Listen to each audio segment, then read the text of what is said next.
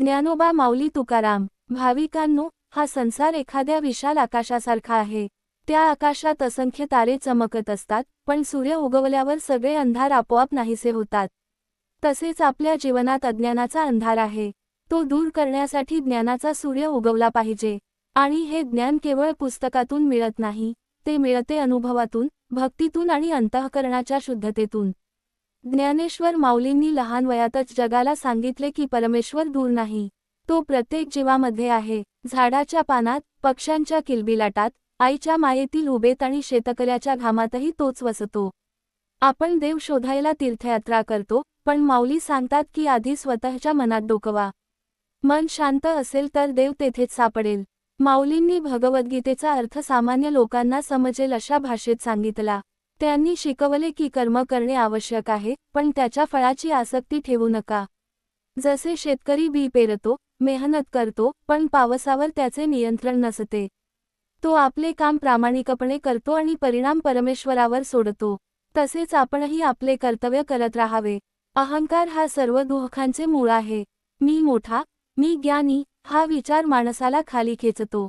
जेव्हा आपण सर्वांमध्ये एकच आत्मा पाहतो, तेव्हा भेदभाव नाहीसा होतो. जाती-पातीचा अभिमान, श्रीमंती, गरिबीचा फरक, उंच नीच भावना, हे सर्व अज्ञानाचे परिणाम आहेत. माऊलींच्या दृष्टीने प्रत्येक जीवात विठ्ठल आहे. त्यामुळे दुसऱ्याला त्रास देणे म्हणजे स्वतःलाच त्रास देणे होय. नामस्मरण हेच सर्वात सोपे साधन आहे. विठ्ठल विठ्ठल असा जप करत राहा. जसे नदी अखंड वाहत राहते, तसे नाम आपल्या ओठांवर आणि मनात अखंड वाहू द्या. नामात अशी गोडी आहे की ते मनातील कटुता धुवून काढते. नाम घेतल्याने राग शांत होतो, मत्सर वितळतो आणि हृदयात प्रेम फुलते. ज्ञान आणि भक्ती हे दोन वेगळे मार्ग नाहीत. ज्ञान म्हणजे सत्याची जाणीव आणि भक्ती म्हणजे त्या सत्यावर प्रेम.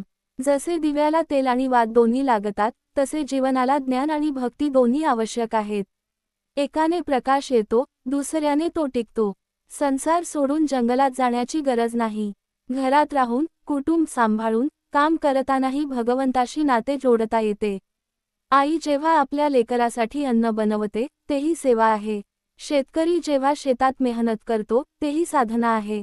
प्रामाणिकपणे केलेले प्रत्येक काम हेच पूजन आहे. माऊली सांगतात करुणा ठेवा. दुसऱ्याच्या दुःखात सहभागी व्हा. शक्य असेल तेव्हा मदत करा. कारण प्रेम हीच खरी पूजा आहे.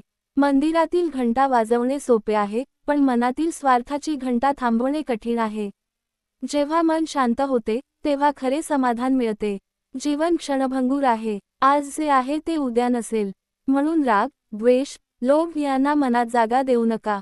क्षमा करा, समजून घ्या आणि आनंदाने जगा. प्रत्येक श्वासात परमेश्वराचे स्मरण करा. ज्ञानोबा म्हणे, सर्व जीव सुखी व्हावेत. प्रेमाचा मार्ग धरावा, नामाचा जप अखंड करावा. हीच माऊलींची शिकवण, साधेपणा, प्रेम, करुणा आणि अखंड नामस्मरण. ज्ञानाचा प्रकाश आपल्या अंतःकरणात उजळो आणि प्रत्येकाच्या जीवनात शांती नांदो.